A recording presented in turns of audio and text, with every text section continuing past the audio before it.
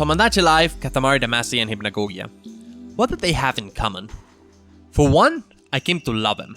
Though until recently, I didn't know exactly why. I mean, they are stupid and they're silly and one of them is the only way I can get money from doing my job, but none of those answers seem satisfactory to me. There's something they cause in me in an emotional level, and I figured I'd do anyone who feels the same way I do a favor, and decided to figure out what this thing is. Something you can clearly see, but you can't quite pinpoint. Texting an abstract emotion. Until I came upon a solution that was staring me right in the face. That is weirdness, and I'm not talking about all. How do these games do it? They have a cartoony art style, they evoke exaggerated images about life, the cosmos, and the dreams we so follow. They talk about love, talk about hardships, talk about existence, both as horror and bliss. But that's all underneath once you play these games and you process and understand them. The emotion they cause in us with their weirdness is not this. I thought these games were simply weird, which is easy to understand as an idea with a single word, but when you really think about it, what does weird actually mean? I mean, you can't hold weird or taste weird, that'd be nice. You can dump all the weird in Tomodachi Life into a blender and make a weird smoothie, and you can't quantify the weird into a measurable number. And for that matter, weird to me and weird to you is a whole different story. Inception probably is a lot weirder to your parents than it is to you because the ideas of Inception have become more common in the public mind space. People talk about dreaming in dreams more often precisely because the movie initiated a discussion which was interesting enough to make it common. So, could one say weird things are simply things that are uncommon? Not quite. Whenever you eat something you rarely eat, do you really perceive the food as weird? Clearly not. But this example can be tweaked ever so slightly to show precisely how close weird is to being ordinary. If someone who never cooks for you makes something you rarely eat, well, that's weird. What if you've never eaten it before? Century eggs. No, I'm not talking about my nuts. Those are 2 decades old.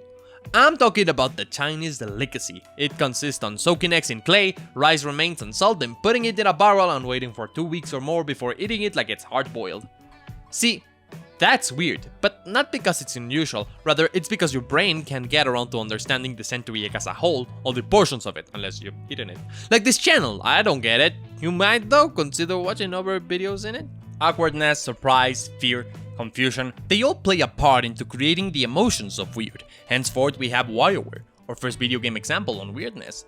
We all have noses, we all have picked them, so why is it weird when we frame it like this? What about this visual and interaction confounds our brain into misunderstanding the situation enough to come off as weird? My theory is behind the exclusivity of the framing. By this I mean, even if these are all common and ordinary visuals, they could not exist unless precisely shown in the shape they are, that is, being framed as a game mechanic.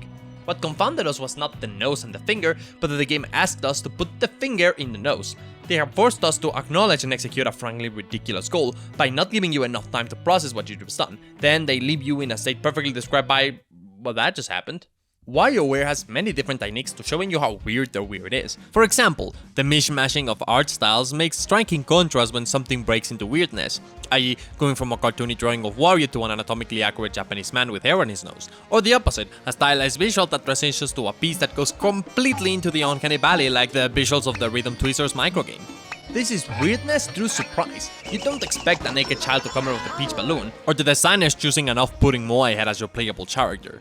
There's also weirdness by confusion, such as putting an evidently 3D asset next to one that blends 3D and 2D, which is also a man who drinks water and instantly grows his hair. Honestly, WarioWare is a good starting point, but it's not the core kind of weirdness I wish to discuss. It has weirdness in it, but it isn't weird conceptually. So I racked my brain for the best examples of what conceptually weird means, because understanding weird in games starts from choosing whether or not to be conceptually weird. A weird concept can make a normal game weird, and a normal concept can make a weird game normal. Weird conceptually would be becoming a fly and stinking naked girls in the shower. That's right, Mr. Mosquito! In this game you play as a mosquito and you sort of fly around and suck the blood of a young teenage girl while she's using nothing but her pajamas, or worse yet, in the bath. Making the target a teenage girl and putting on sexy music implicates something really weird, and again, as a game mechanic it really comes off as a weird concept.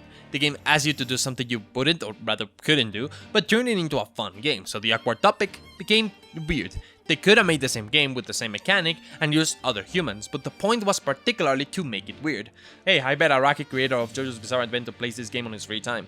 Playing as a mosquito who must eat isn't weird, but framed as a way to see a lady get naked, it becomes weird. The mechanic isn't weird, but the concept is. where in WarioWare the mechanic is weird but the concept isn't. So I looked at these two examples and figured out something. There's 3 types of weird: logical weird, thematic weird, and visual weird. Coincidentally, the 3 games in the title happen to fall into different spots of each of these 3 types, with one being more prevalent in each. I will also provide more examples of them though, simply to feature more games. First, logical weirdness. I think it's related to seeing something that would logically occur in ways that are illogical outside of their purpose as a game mechanic. So Tomodachi Life. It's a life simulator where you put people or characters you know in houses, and then they just do stuff. It's weird because the lives of the characters in the game revolve around their status as a game feature. Why are they living in this island? Why don't they have hopes or dreams or proper jobs? It's confounding because many of the things they do and experience only exist to ends related to the existence of a player. There's many random things that are evidently weird. News reports that imply crazy and silly bits of world building that make little sense, vexing dreams about different topics which make you wonder why this person in particular would have such a dream, or minigames where the Mies ask you to do something awkward like scratching their back or tickling their nose. But there's something unique in Tomodachi's approach to weird. The weirdness of Tomodachi Life is sorta dissipated as you play. Since the characters in-game call back to the player as such, it helps you feel included as an element of the weirdness and removes a core portion of the logical discourse this game might make you experience, where you ponder if the Mies are ever scared of your role as an omnipresent controller of their lives. Part of it will always remain weird. It's part of the charm for it to be weird and random. It's just controlled chaos. It's strange and confounding, but still logical and expected. There's some thematic weirdness, again the whole omnipresent being that doesn't bother the Mies at all, and some visual weird, like the many images and situations of the news broadcast. But you can make some sort of logic out of it. Do subscribe for that experience with our YouTube channel. Pikmin is another example of logical weirdness. A man crash lands on an unknown planet much like ours and forces the creatures in it to help him escape. And you meet all kinds of weird creatures and natural phenomena that fits well within the stuff Pikmin set up. But further analysis reveals how weird it actually can be. It's not conceptually weird, so it feels normal, but the logical weirdness still remains. Next up is thematic weirdness, in which Hypnagogia and LSD Dream Emulator both fit. These games have you walk around different environments that simulate dreams. The latter does this a lot better because it tells the player a lot less information about the world they are in, so it's considerably weirder. The theme of the game is something which is weird, so that's what makes it fit right into this category, and of course, dreams are rather more common than acid trips. For most people. Dude, you really need to stop, it's not good for you. LSD Dream Emulator is very weird and does look a little cheap due to being released for the PS1, and is often regarded as one of the weirdest games of all time due to its plethora of whimsical vistas and unnerving low poly expressions. It inspired games such as Yume Nikki and Hypnagogia, both of which handle the idea of representing dreams with considerably more context. In fact, the LSD in this game might seem to appear for the drug, but that's not the case. The game surely makes it seem like so, but yeah, no, it's not related to it in any way. This is full on the thematic weirdness and close on the visual weirdness. In fact, its logical weirdness is so low it sorta makes it even more weird. I'd like to call this the inverse weirdness effect, using the contrast of normalcy to highlight the less traditional elements of something, often the cause of the uncanny valley. I believe upping the logic factor works better for the player experience though, which is exactly what Hypnagogia does. It tries to be more straightforward and logical with its framing of dreams, thus the weirdness is used for style purposes instead.